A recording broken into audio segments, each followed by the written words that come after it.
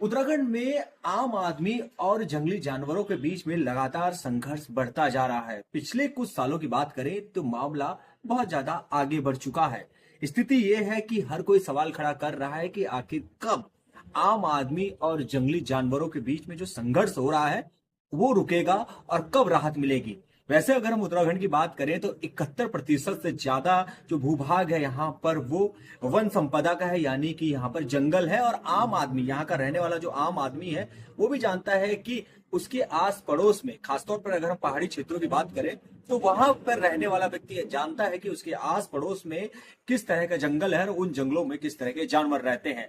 वहीं अगर हम बात करें उत्तराखंड की, तो उत्तराखंड में जिस तरह से संघर्ष बढ़ा है और जंगली जानवर, खासतौर पर अगर हम बात करें तेंदुए की और भालू की, तो उसने बड़ी संख्या में लोगों के ऊपर हमला किया है।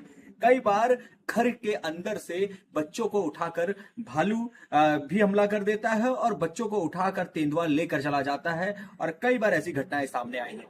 इसके साथ ही अगर हम बात करें तो लगातार आम लोगों की मांग रही है कि इन संघर्षों को किस तरह से कम किया जाए, इसको गंभीरता से सरकार ले।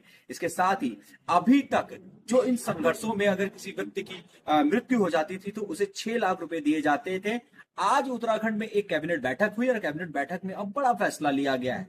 बैठक में एक फैसला लिया गया है कि अभी तक जो 6 लाख मिलते थे उन्हें बढ़ाकर अब 10 लाख रुपए कर दिया गया है, यानी कि जो भी संघर्ष में कोई व्यक्ति, जो कि जंगली जानवर और आम आदमी के बीच में अगर कोई संघर्ष होता है, जंगली जानवर किसी को जो है वो अपना शिकार बना देता है, तो उस व्यक्ति के परिवार को 10 लाख रुपए दिए जाएंगे। आपको बताते हैं कि कैबिनेट में क्या पूरा आया है। जो मानव वन्य जीव संघर्ष राहत वितरण निधि नियमावली 2025 को जो है वो आज यहाँ पर रखा गया, जिसको मंजूरी मिल गई है। और बताया जा रहा है इसमें कि जो पहले जो 6 लाख की धनराशि मृतकों को जो परिजन है उनको दी जाती थी, उसे बढ़ाकर अब 10 लाख कर दिया गया है।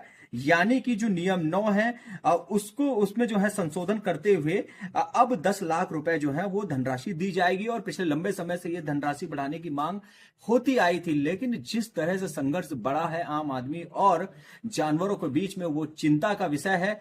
और इस पूरे चिंता के विषय पर गंभीरता से जो है वो शासन प्रशासन को, दोनों को, वन विभाग को बहुत गंभीरता से इसको लेना होगा। नहीं, देखिए वो बड़ा संवेदनशील मुद्दा है और खास करके आप देखेंगे इस समय हाल की घटनाओं में मानव वन्यजीव संघर्ष बढ़ा है। इसमें माननीय मुख्यमंत्री जी द्वारा पूर्व में यह निर्णय लिया गया कि जो भी घायल हैं, उन घायलों की जो समुचित इलाज है उसका पूरा खर्च राज्य सरकार उठाएगी। साथ ही दुखद मृत्यु की स्थिति में जो अनुग्रह राशि 6 लाख रुपए थी, उसको बढ़ा करके 10 लाख रुपए करने की आज माननीय मंत्रिमंडल ने अनुमति प्रदान